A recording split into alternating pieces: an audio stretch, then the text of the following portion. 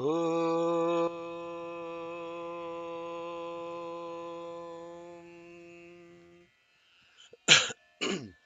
ॐ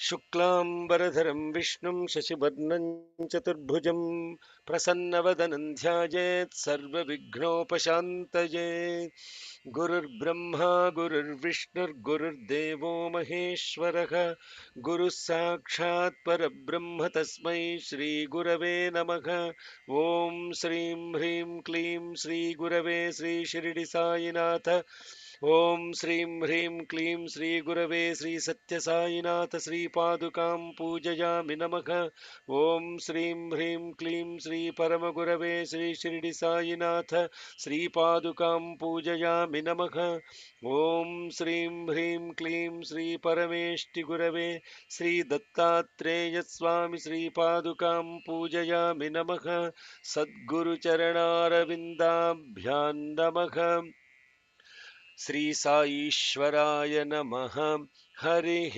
ॐ देवा ऊचुः नमो देव्यै महादेव्यै शिवायै सततं नमः नमः प्रकृत्यै भद्रायै नियताः प्रणतास्मतां रौद्रायै नमो नित्यायै गौर्यै धात्र्यै नमो नमः ज्योत्स्नायै चेन्दुरूपिण्यै सुखायै सततं नमः कल्याण्यै प्रणतामृद्ध्यै सिद्ध्यै कूर्म्यै नमो नमः नैऋत्यै बुभृताल्लक्ष्म्यै शर्वाण्यै ते नमो नमः दुर्गायै दुर्गपारायै सारायै सर्वकारिण्यै ख्यात्यै तथैव कृष्णायै धूम्रायै सततं नमः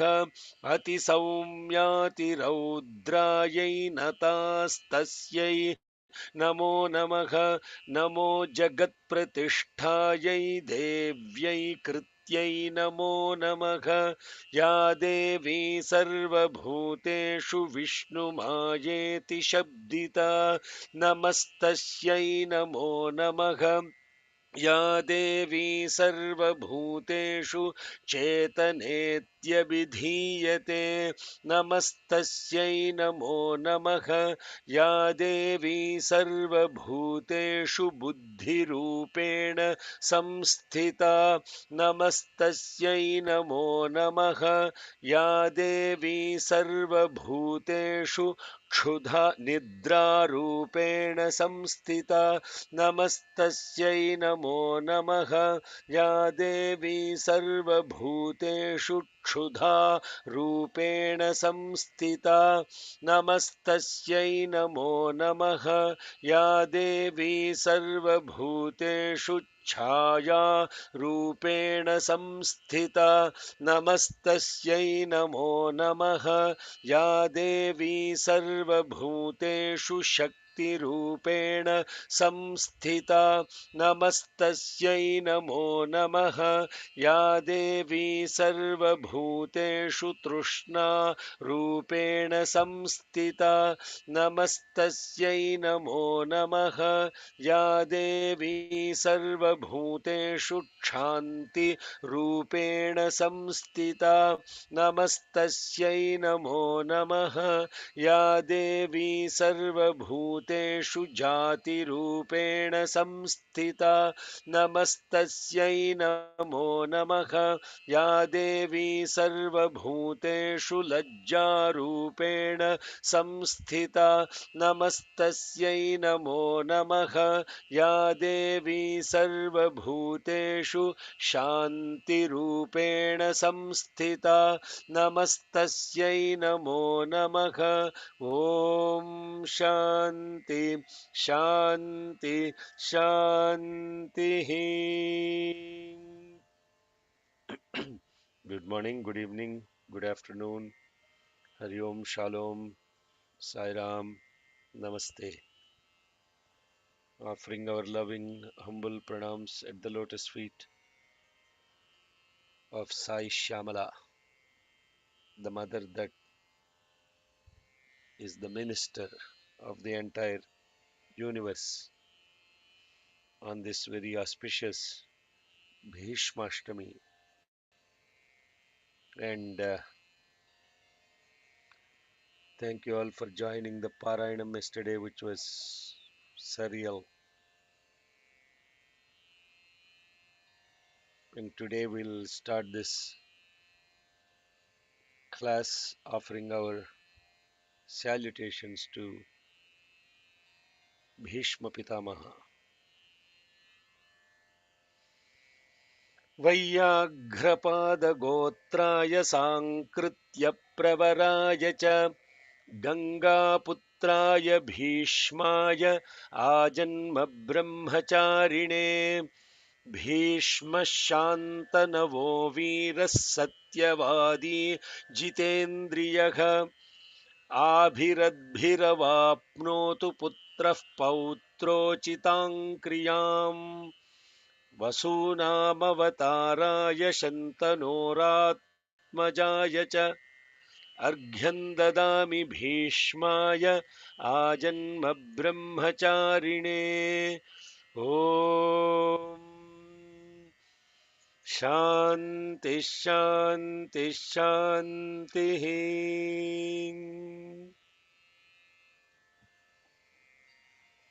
We're studying the Aparajita Stotram, the fifth chapter of Devi Mahatmyam. Aparajita Stotram is invoking the mother Invictus, the Invictus that is manifest in all the beings as different aspects, some that are subtle, some that are perceptual, some that are conceptual, but mostly what we are invoking are the perceptual aspects related in all the beings as it relates to the Vishnu Maya. I had asked you all to do the homework about these words, as I don't know how many people take my thing seriously to even contemplate on all these things after the class is over. But for those who are serious about it, don't just come to the class to listen to Purana Pravachanam. One person talking and the rest of them don't know what the person is talking even. It sounds all appealing while you listen. After that, it is not retained. It will be only retained if you go back and contemplate Vishnu Maya, Maya itself. What does Maya mean? What does Vishnu Maya mean? What is Mahamaya mean? What does Yoga Maya mean? All these things are not simply words. They remain as Maya if you don't look at it carefully. That all pervading Maya that is present in all the beings, that all pervading Chetana, the awareness that all pervading in all the beings as Buddhi, the intellect,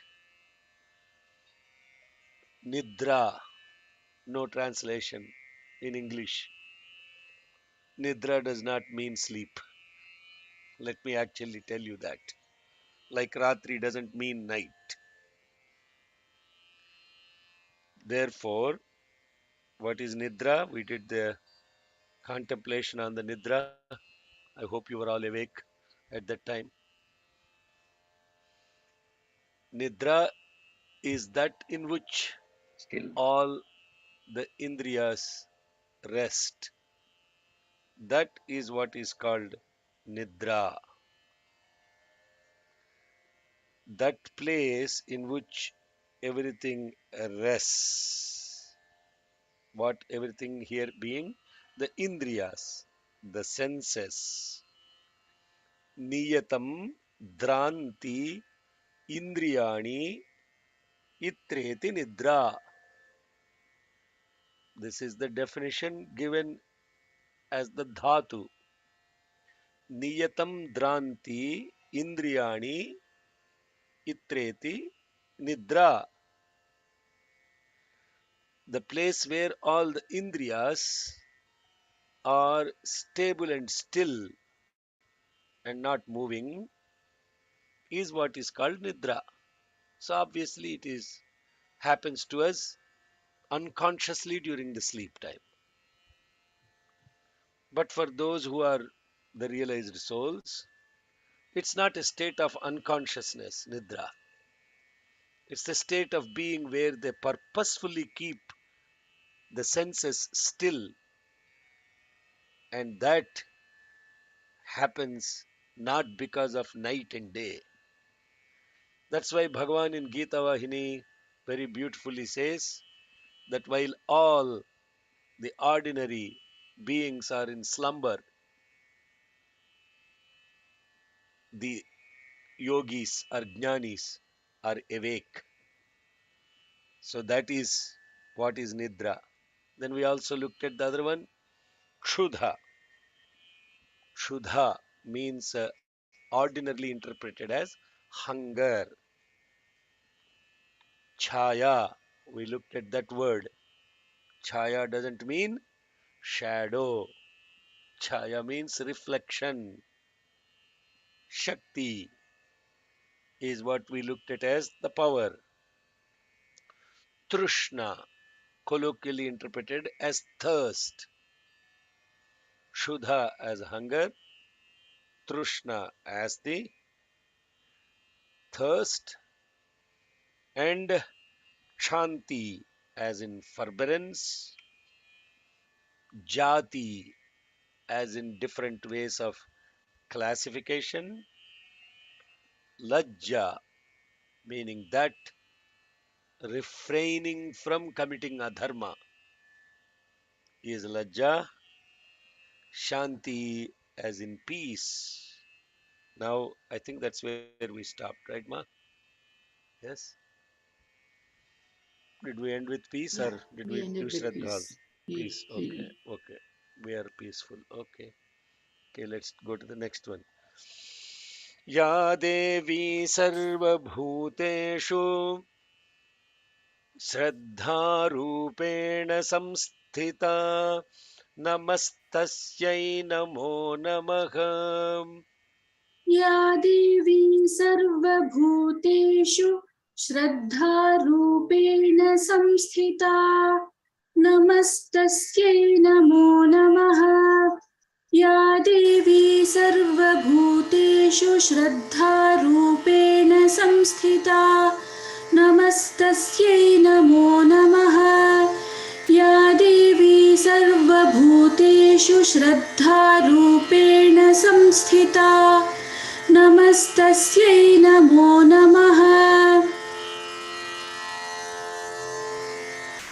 Shraddha again is interpreted in English as faith. Faith, yes, faith is definitely a component of Shraddha, but the actual meaning of the word Shraddha is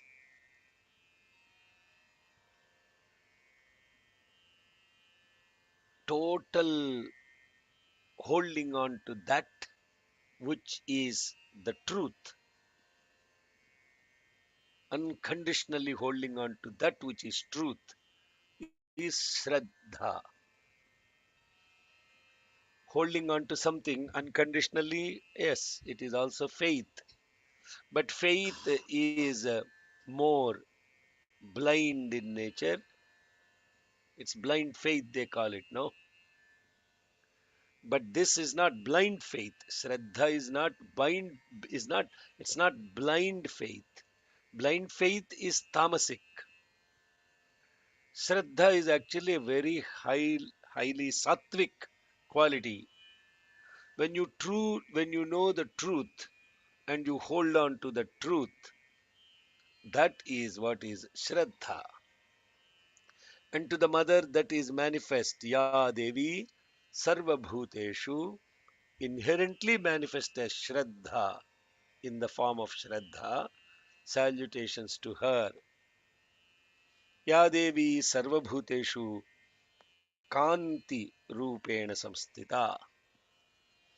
Kanti is again interpreted as, Kanti is what is interpreted as? Yes, Kanti is beauty. That which is beautiful is radiant. That which is lovely, that is Kanti. Not beauty as in the context of physical beauty. That which automatically gives happiness when you look at it, that is Kanti. या देवी सर्वभूतेषु कान्तिरूपेण संस्थिता नमस्तस्यै नमो नमः. या देवी सर्वभूतेषु कान्तिरूपेण संस्थिता नमस्तस्यै नमो नमः। या देवी सर्वभूतेषु कान्तिरूपेण संस्थिता नमस्तस्यै नमो नमः। या देवी सर्वभूतेषु कान्तिरूपेण संस्थिता नमस्तस्यै नमो नमः।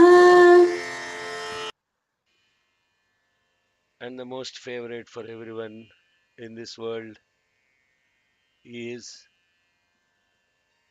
Lakshmi. What is the interpretation of Lakshmi? Is 99% our awareness of Lakshmi is actually nothing but wealth or good fortune. Lakshmi is not that. What is too low? My tone is too low. Is that right? You can hear me all? Yes, Is Anna, my we can. okay? Why is Zalimir? You're not able to hear me? Okay. Other than Chandrasekhar, can everyone else hear me clear? Yes. Yeah, we Yeah. can. Okay. Yeah, we can hear you, Sairani. Sairam. Lakshmi is actually, if you want to understand the word Lakshmi, study it, study Sri Suktam. Then you will actually understand what Lakshmi is. Sri Suktam is not about the goddess as we refer to as goddess of wealth as Lakshmi. It's actually about that which gives you a purpose for life. That is Lakshmi. That which gives meaning for life. That is Lakshmi. That which is auspiciousness is Lakshmi. That which is peace is Lakshmi. All the interpretations you can give about Lakshana, Lakshita, Lakshya, all these words are derived. The root of Lakshmi is in all those words. So that mother who gives you a purpose of life, a Lakshya, that mother which gives you a meaning to your life, that is Lakshmi. Actually, Lakshmi is about health more than wealth. Because you can have all the wealth in the world, but if you don't have health, then there is no point of wealth. What will you do with all of that? You can have all the money you want and you can't enjoy sweets in life because you don't have proper health due to diabetes. What's the point of that? Wealth. So, Lakshmi is about fundamentally whatever you are deprived of. Lakshmi is also about mental health. That's the reason why we did Samputita Sri Suktam for 2.5 years to alleviate all kind of mental diseases inflicted upon people, depressions, bipolar, you name it. That which you are deprived of, when it is fulfilled or that deprivation is taken care, that is Lakshmi. Ya Devi Sarva Bhuteshu Lakshmi Rupena Samsthita Namastasyai Namo Namaha.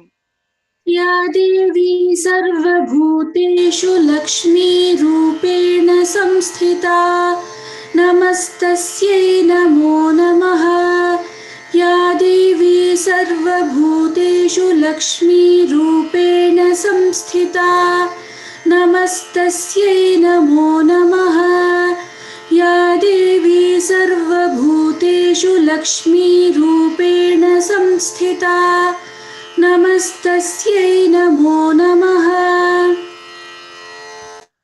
Ya Devi Sarva Bhuteshu Vritti Rupena Samsthita. What is Vritti? Huh? Vritti is nothing but movement.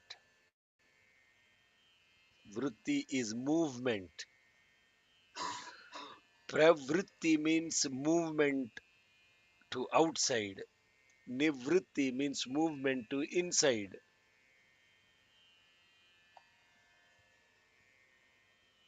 Vrittayastvaham vrittimasritaha. Vrittayo mano vidyaham manaha. This Upadesha Saram. Bhagavan Ramana defines what is manovritti, what is ahamvritti. Vritti means movement. That which is manifest as movement or activity, or even fundamentally uh, related to the movement, not just related to movement physically, movement that exists even internally, that movement associated with the mind is what is called ahamvritti. Pravritti, nivritti, manovritti, ahamvritti, movement associated with all these things. Ya Devi Sarvabhuteshu Vrittirupena Samsthita Namastasyai Namo Namaha. या देवी सर्वभूतेषु वृत्तिरूपेण संस्थिता नमस्तस्यै नमो नमः या देवी सर्वभूतेषु वृत्तिरूपेण संस्थिता नमस्तस्यै नमो नमः या देवी सर्वभूतेषु वृत्तिरूपेण संस्थिता नमस्तस्यै नमो नमः Ya Devi Sarvabhuteshu Smriti Rupena Samsthita. Smriti. Smriti is memory. That which is manifest as memory in all the beings, to that mother Devi is actually that in which it is shining forth. Devi means divyate iti Devi. So what we are actually chanting this Aparajita Stotram, what are we connecting to? What we are connecting to is not what is manifested. What we are connecting to is that from that in which all these things are appearing, are shining. Everything that we're talking about, Smriti Rupena, Sriti Rupena, Vritti Rupena, all these things that are appearing as the forms are actually appearing because of this light. in which all these things are shining. So when you connect to that light in which all these things are shining, then you become invictus. Because if that light is not shining, all these things will stop projecting. Are we? Am I making sense?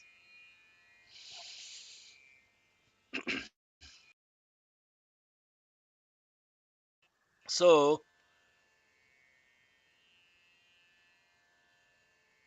that which is enabling shining forth of all these things in all the beings, smriti. Then yes, let's go through that. Ya Devi Sarvabhuteshu Smriti Rupena Samsthita Namastasyai Namo Namaha. या देवी सर्वभूतेषु स्मृतिरूपेण संस्थिता नमस्तस्यै नमो नमः या देवी सर्वभूतेषु स्मृतिरूपेण संस्थिता नमस्तस्यै नमो नमः या देवी सर्वभूतेषु स्मृतिरूपेण संस्थिता नमस्तस्यै नमो नमः Ya Devi Sarvabhuteshu Dayarupena Samsthita. Daya is compassion. We all know what compassion is. What is compassion?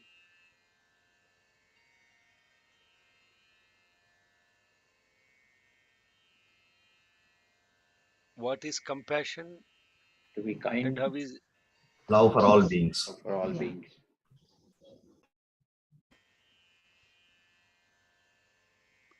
love and compassion? Are they one and the same?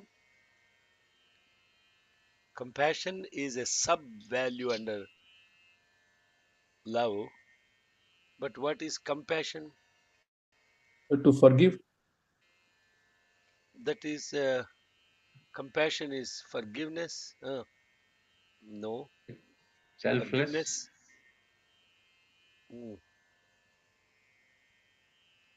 What is English is a funny line.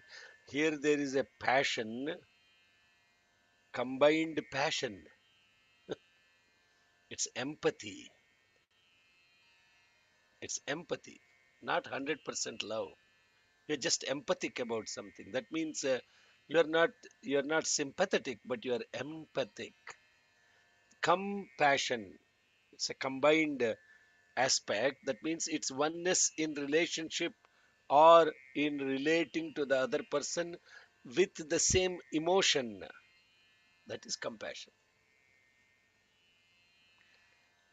It's not a permanent thing like love, but at least momentarily you feel the same emotion related to that other being, and you become one with that in that being, and that is what is compassion. या देवी सर्वभूतेषु दयारूपेण संस्थिता नमस्तस्यै नमो नमः. या देवी सर्वभूतेषु दयारूपेण संस्थिता नमस्तस्यै नमो नमः या देवी सर्वभूतेषु दयारूपेण संस्थिता नमस्तस्यै नमो नमः या देवी सर्वभूतेषु दयारूपेण संस्थिता नमस्तस्यै नमो नमः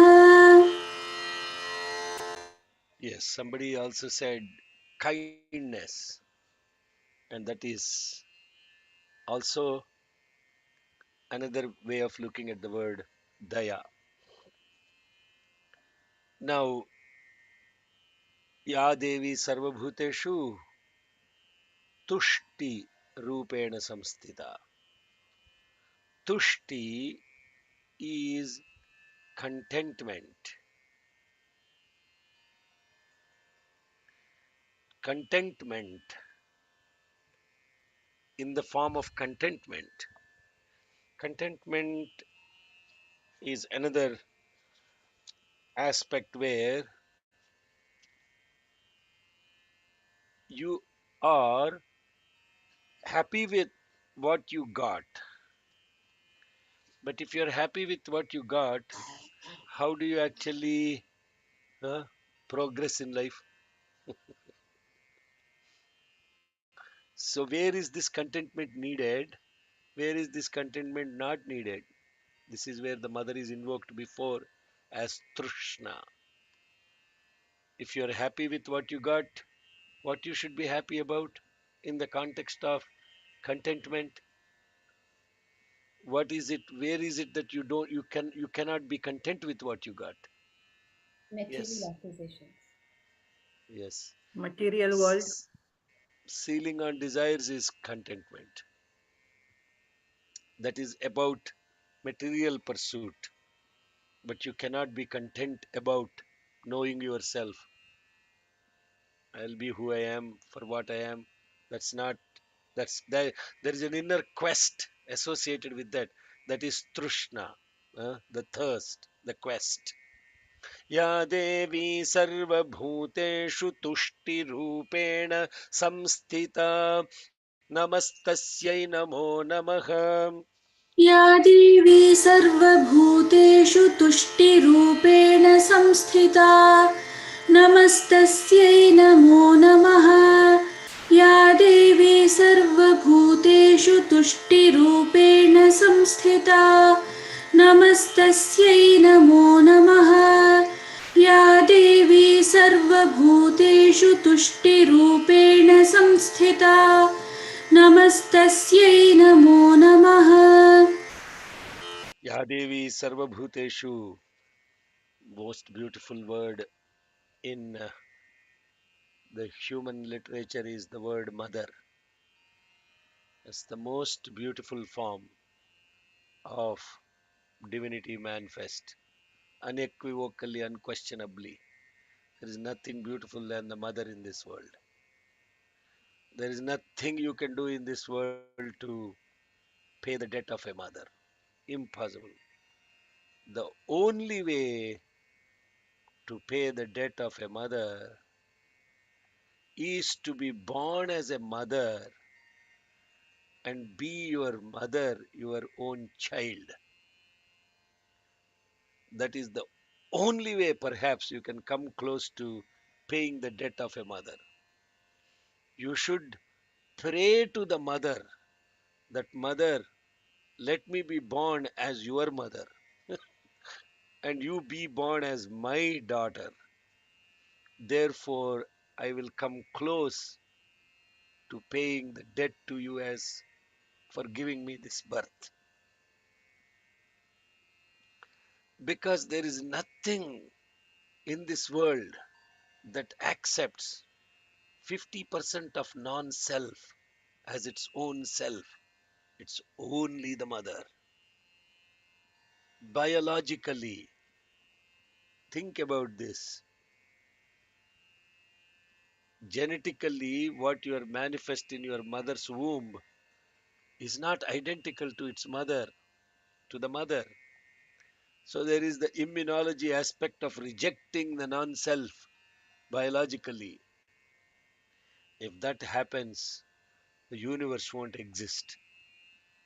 Therefore, it is out of total compassion and love the mother accepts the non self and carries it forward as progeny and continue to love unconditionally.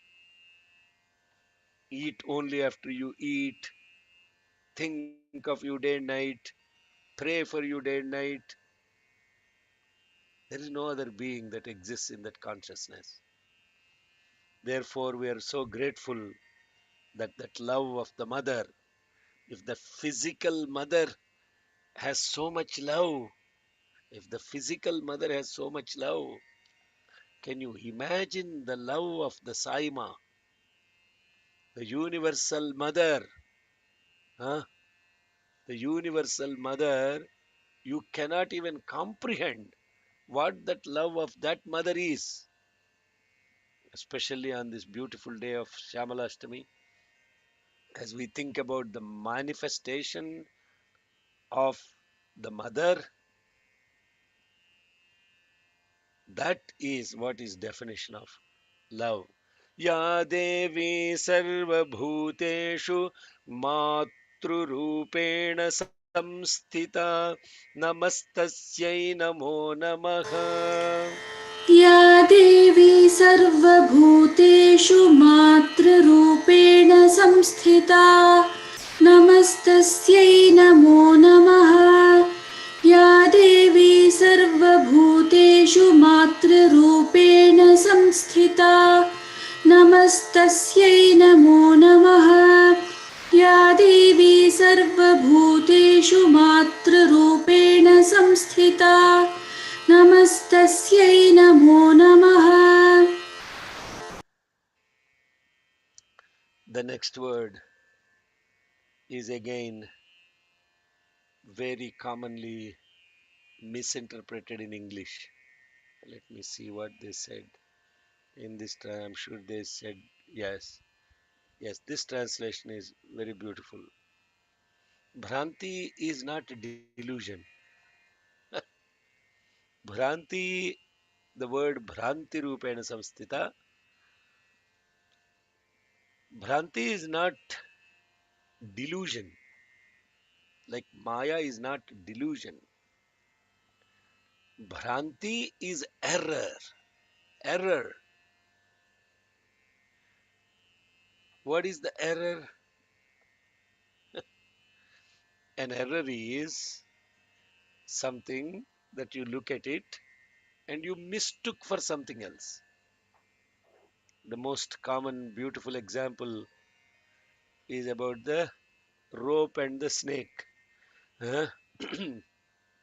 I heard a nice parable once that a villager was very curious that on the top of the hill there were some sadhus having a meet, a retreat. And then he said, I have to go check out what these great souls are talking on the top of the hill. He went there and he watches them for a couple of days, comes down to the village, and his neighbor asks, what's going on the hill? Are yaar, these people are so confused. They can't make out whether it is a rope or a snake. They keep talking about that same rope and snake all the time. And they're also confused. One fellow says it is gold, another fellow says it is ornament. They can't make up their mind. So I got bored and came down because what kind of stupid people are these? They can't make out a rope from a snake. So, what is the error that we make? Most Getting it common different. error. Huh? Sudhakar, what That did you we say? are body and mind and intellect. Only that. Only that error. We are the doers. Okay. What other errors? A lot of errors are coming out. Okay. Don't, We, we don't identify the intrinsic value. Hmm. But what is the most common error? we are not divine. But that's all super duper. That is not error. That is ignorance. The world is real. The world is Real. real. Yes, that is the error. That we are looking at the rope and we are thinking it is the snake. That is the most important error. Not that we are divine, we are not body. That's ignorance. That's ignorance. That is ajnana. This is bhranti. Bhranti means we are looking at something and we are mistaking it as something else. That is the error. There is a subtle difference between ignorance and error. Ignorance is once you come to that realization, that is realization. But this is the most common error that we make.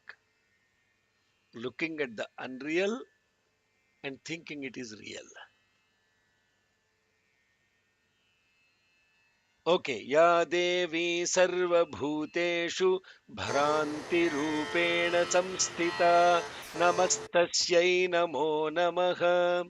या देवी सर्वभूतेषु भ्रान्तिरूपेण संस्थिता नमस्तस्यै नमो नमः या देवी सर्वभूतेषु भ्रान्तिरूपेण संस्थिता नमस्तस्यै नमो नमः या देवी सर्वभूतेषु भ्रान्तिरूपेण संस्थिता नमस्तस्यै नमो नमः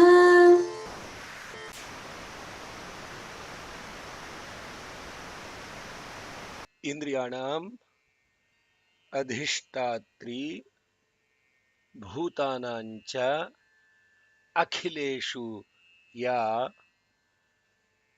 भूतेषु सततं तस्यै व्याप्तिदेव्यै नमो नमः। इन्द्रियाणाम् अधिष्ठात्री, इन्द्रियाणाम् अधिष्ठात्री, that which is presiding deity of all the senses. Indriyanam adhishtatri bhutanancha akhileshya. So to that which is the preside the that which presides all the senses in all the beings, bhuteshu satatam tasyai, that which is all the time on all the senses, in all the beings, at all times, that which is all pervading, to that Devi salutations. Indriyanam adhishtatri bhutanancha akhileshu ya. Ya means that. Bhuteshu satatan tasyai vyapti devyai namo namaha.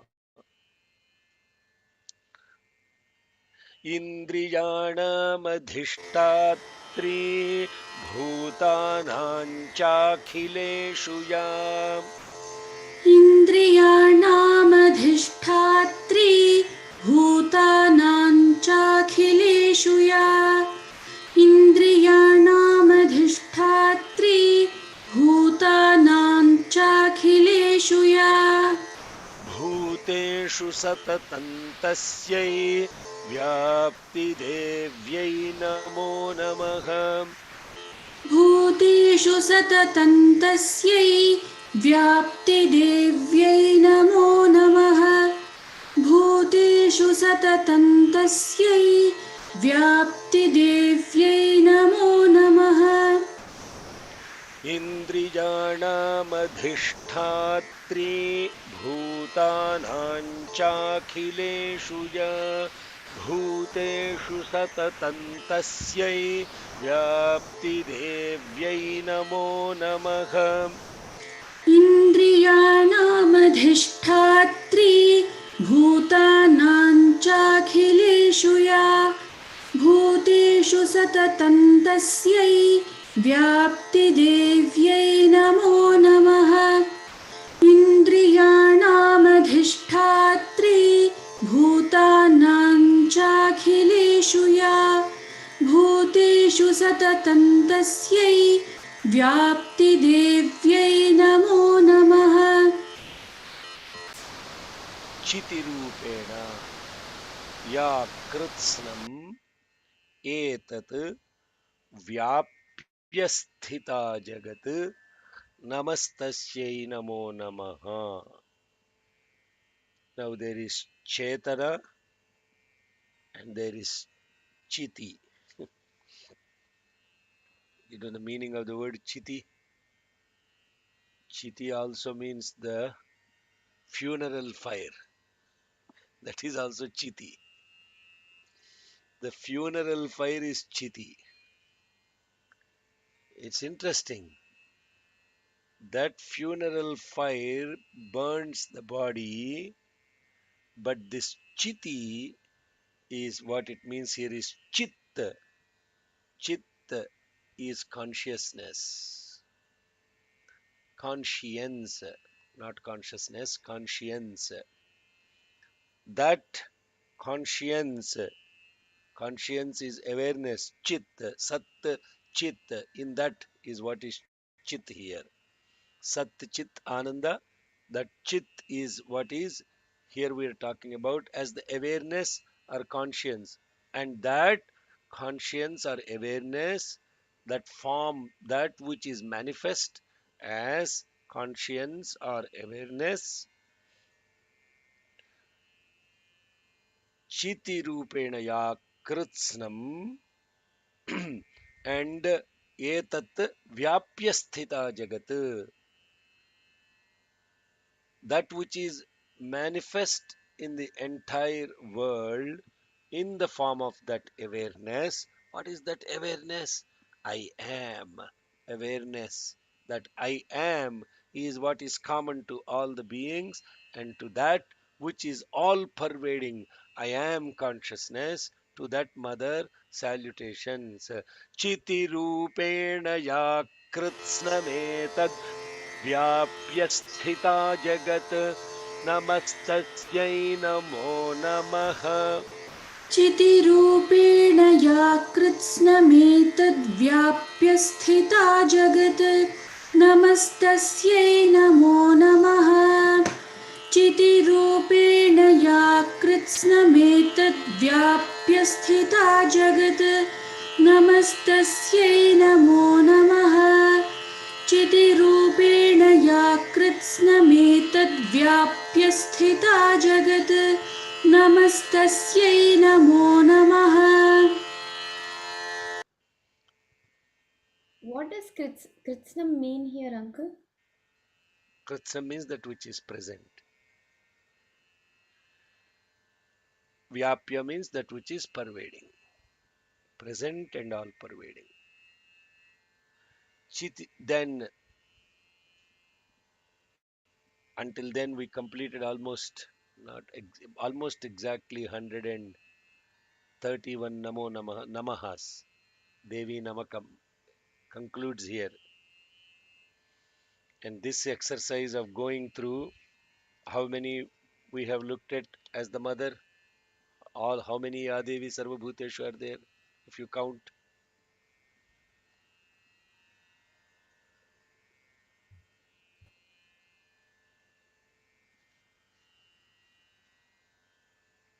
Somebody's counting.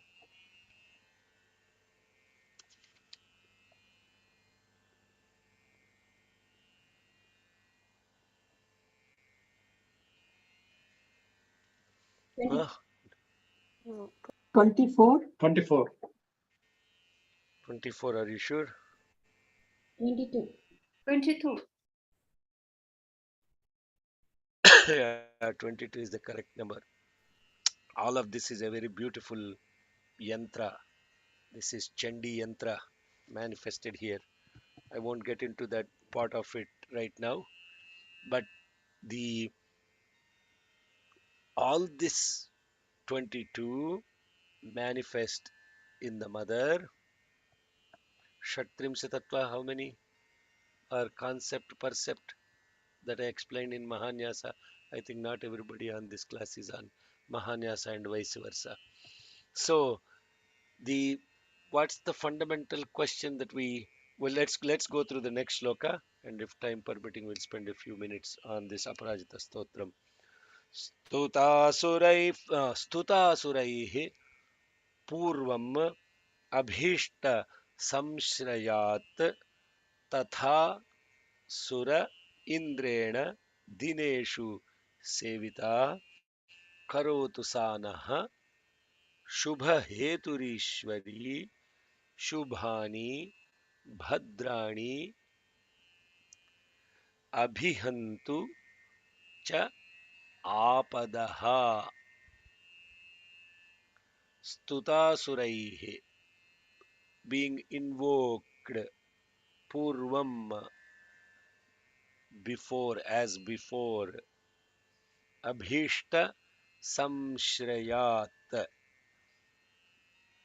invoked by the suraihi, the devas, and propitiated by also the lord of the devas, tatha sura indrena dineshu sevita, all the time, that surendrena and suras every day, dineshu dina eshu sevita, adored by all of them every day, karotu sa naha shubha hetuhu ishwari,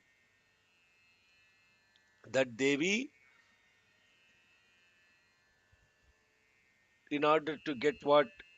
In order to get to that mother who is the source of everything, Ishwari, for she is the Hetu, the Karana, or the cause of Shubha, auspiciousness,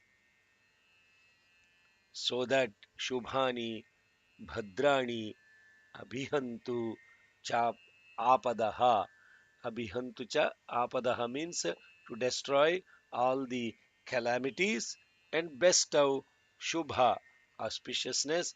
Bhadra means security, peace, prosperity, security. The mother was invoked by all the suras as well as the king of the suras, which is Indra.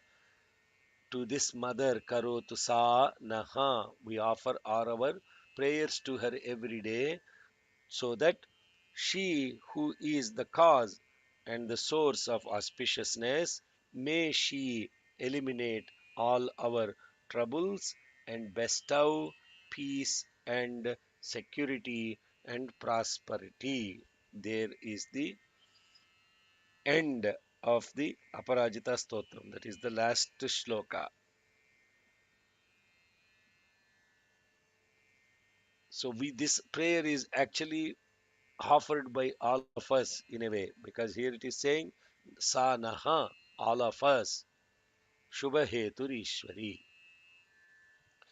So let's look at the shloka again. Stuta suraihi purvam abhishta samsrayat tatha surendrena dineshu sevita karotu sanah shubhaheturishwari shubhani bhadrani abhihantu cha आपदः स्तुतासुरैः पूर्वमभीष्टसंसृजात्तथा सुरेन्द्रेण दिनेषु सेविताम् स्तुतासुरैः पूर्वमभीष्टसंश्रयात् तथा सुरेन्द्रेण दिनेषु सेविता स्तुतासुरैः पूर्वमभीष्टसंश्रयात् तथा सुरेन्द्रेण दिनेषु सेविता करोतु सानः शुभहेतुरीश्वरी शुभानि भद्राण्यभिहन्तु चापदः करोतु सा नः शुभहेतुरीश्वरी शुभानि भद्राण्यभिहन्तु चापदः करोतु सा नः शुभहेतुरीश्वरी शुभानि भद्राण्यभिहन्तु चापदः Okay, ma, your voice is gone down, but I think that's the final sloka that we will contemplate for today. Oh, actually, let's finish the next one also, so that that comes to Rishiruvacha. Ya sampratam cha uddhata daityatapitaihe अस्माभिरीशा च सुरैर्नमस्यते. Yeah, this is the last slokam. या च स्मृता तत्क्षणमेव हन्ति नः सर्वापदो भक्ति विनम्रमूर्तिः.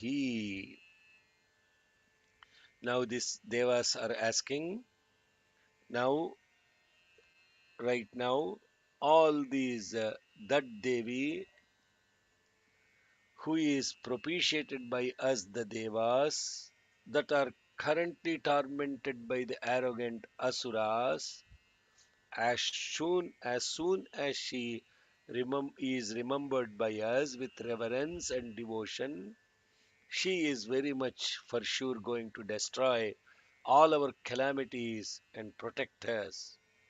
And to her, our prostrations. Ya साम्प्रतं च उद्धत दैत्यतापितैः अस्माभिः ईशा च सुरैः नमस्यते या च स्मृता तत् क्षणमेव हन्तिनः. Right here and now, she will destroy क्षणमेव हन्तिनः Sarva Apadaha, all our calamities, and to her we prostrate with Bhakti Vinamra Murtibhihi. Ya Sampratanchodhata Daityatapi Tairasmabhi Risha Chasurairnamasyate. या साम्प्रताञ्चोत्थतदैत्यतापितैरस्माभिरीश च सुरैर्नमस्यते या साम्प्रतञ्चोत्थतदैत्यतापितैरस्माभिरीशा च सुरैर्नमस्यते या च स्मृता तत्क्षणमेव हन्ति नः सर्वापदो भक्तिविनम्रमूर्तिभिः. या च स्मृता तत्क्षणमेव हन्ति नः सर्वापदो भक्तिविनम्रमूर्तिभिः या च स्मृता तत्क्षणमेव हन्ति नः सर्वापदो भक्तिविनम्रमूर्तिभिः या साम्प्रतञ्चोद्धतदैत्यतापितैरस्माभिरीशा च सुरैर्नमस्यते या च स्मृता तत्क्षणमेव हन्ति नः सर्वापदो भक्तिविनम्रमूर्तिभिः.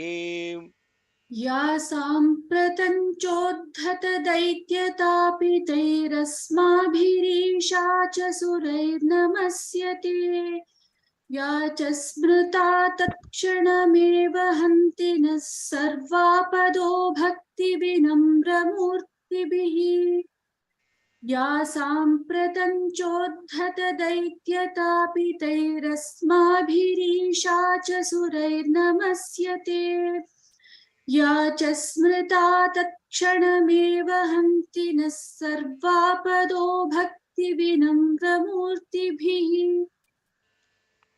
ॐ यदक्षरपदभ्रष्टं मात्राहीनं तु यद्भवेत् तत्सर्वं क्षम्यतां देव नारायण नमोऽस्तु ते. विसर्गबिन्दुमात्राणि पदपादाक्षराणि च न्यूनानि चातिरिक्तानि क्षमस्व सायीश्वर. अपराधसहस्राणि क्रियन्ते हर्निशं मया दासोऽयमिति मां मत्वा क्षमस्व सायीश्वर. अन्यथा शरणं नास्ति त्वमेव शरणं मम तस्मात् कारुण्यभावेन रक्ष रक्ष सायीश्वर. हरिः ॐ तत्सत् Shri सायीश्वरार्पणमस्तु. Okay, so just one important announcement. So today evening California time 5:30, we will not have the Mahanyasam class um, because I will be present with Mahakaleshwar doing the Bhasma Abhishekam. So, so that is the blessing for all of us. So I have to be with Mahadeva. Therefore, Mahanyasa is cancelled. So thank you for your understanding. Last minute notice. And on behalf of all of us, the Shiva Shakti Mother Mahakali, most importantly Omkareshwara, who is present in Sai Seva Sadan, all those deities will be this week's Mahaprasadam for all of us in the study of Mahanyasam and Devi Mahatmyam. So that with that said, let's look at a couple of minutes of questions, and then I need to retire for the day. Jai Sai Ram. Okay, what is the question that brother Sudhakar is asking? Explain what's the word Shudha. Oh, Shudha is, as I said, Shudha colloquially means a hunger, sir, hunger. Okay, and what is the so physically manifest Shudha? Yes, hunger, and Trishna physically manifest is thirst. So in all the beings there is hunger and thirst, right? Hunger and thirst. So that hunger and thirst is mothers. Those are manifested in the mother. Okay, what is the who is earning? Okay, who is having the hunger, sir? Who is having the thirsty? Okay, so that question is clear. What is the next one? Vamshastha. Vamshastha Chandas is in the first last two is it said there are different chandas. I was just curious what they meant. Oh, that is a technical question, sir. All these chandas, Gayatri chandas, Ushnik chandas, they're all based on the number of matras that are chanted in each pada. So Anushtup chandas has 8 matras, right? 8 in each pada. So 24, it will come like that. So this one is a different. I don't know exactly how many matras come, but that's how a chandas is organized. Okay. Okay, thank you. If she pervades and presides in all the senses, then why is she as Bhranti too? Oh, it's very simple. So the question you're asking is manifestation of Bhranti when there is so why does the error occur if she is why is she manifest as error? Is that the question? Yes, something like that. Yeah. So why is she manifest as the world? तथापि ममतावर्ते मोहगर्ते निपातिता Mahamaya प्रभावेण samsara स्थितिकारिणा. Right? Yes, So we went through this, right? So if there is gravity and the property of gravity is to attract everything, is the property of gravity a good thing or a bad thing depending upon how you use it, no? right. Yeah. So it's nothing to do with the gravity, right? It is your own awareness about that gravity that makes you. We went through that example, right? Gravity is a beautiful example. If you are aware of gravity, then you won't walk off of the cliff of a Yes, mountain or a top of a building. Yes. yes. So the question is, why is she causing us fall into error? Is that the question? Yeah, I mean, if she is in the Indriyas and she's eliminating everything, then why we still fall into the Bhranti? Or why is she also covering it up like as Bhranti? She is not I mean, covering anything I up. know you don't like the why question, but it kind of comes now and No, then. it's not the why. It is how that does that happen. Yeah, How does that happen? Why is there gravity is not a question. Gravity is gravity. Why does the water flow downward? There's no explanation. How does the water flow downward? Because of gravity. It's the nature of the water to flow towards the lower, from a higher level to a lower level. So why does the error? The question is not why does the error. The error is there. Automatically when you see something and it is not when you don't have clarity, the error happens. So mother is nothing to do with only that error. mistake. The mistake of is what is happening is associated, even that mistake is bhranti rupena samstita, because the world itself is an error. That is the mahamaya. You have to connect to this. When you look at a specific, it is an error. When you look at its general sense, it is always present. That's why it's very beautifully when you go through this. There is buddhi, there is chit, there is maya, there is trushna, there is kshuddha, there is also kshanti, there is daya, there is jati. So it's a myriad manifestation, right? Right. But the substratum of all that manifestation is given very beautifully. Indriyanam adhishtatri, bhutanancha akhileshya, bhuteshu satatantas. So this is nothing to do with the mother. It is the manifest world is the mother. And in that manifest world, we are not looking at that which is the substratum. That is the error. Hmm. The moment you have that awareness, then you will actually connect to that which is the substratum, and don't focus on the that's what we call as awakening. Yes, Yes. God is nothing to do with good and bad. Light is nothing to do with good and bad.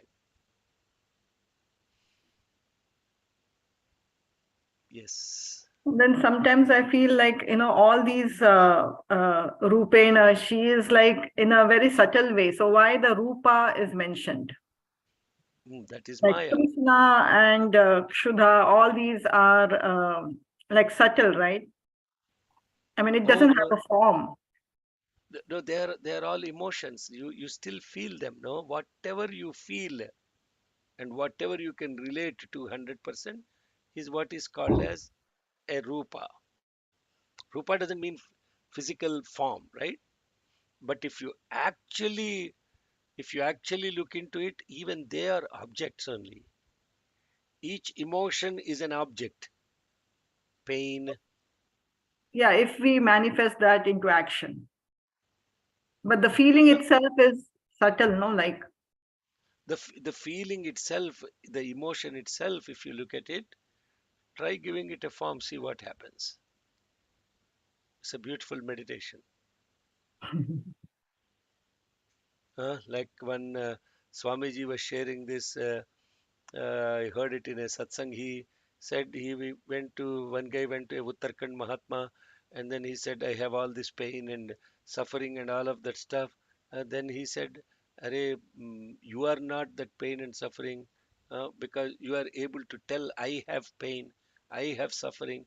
That means that you are not the pain and suffering. Then focus on who you are, not on the pain and suffering. Relate to it." And then after 3 days, he came back and said, "How are you?" I said, "Swamiji, I am peaceful." No, you are not peaceful. You are not the peace. Just like you are not the pain, you are not the peace. Peace is something that you are experiencing. What you experience is not what is the substance. What you are experiencing is shining in that light. That is Yadevi Sarvabhuteshu. But yet, the light example, I went through that, right? I went through the light example one time. If you take light and the light is projected on the hand, right? Right? Without this hand, the light cannot be seen.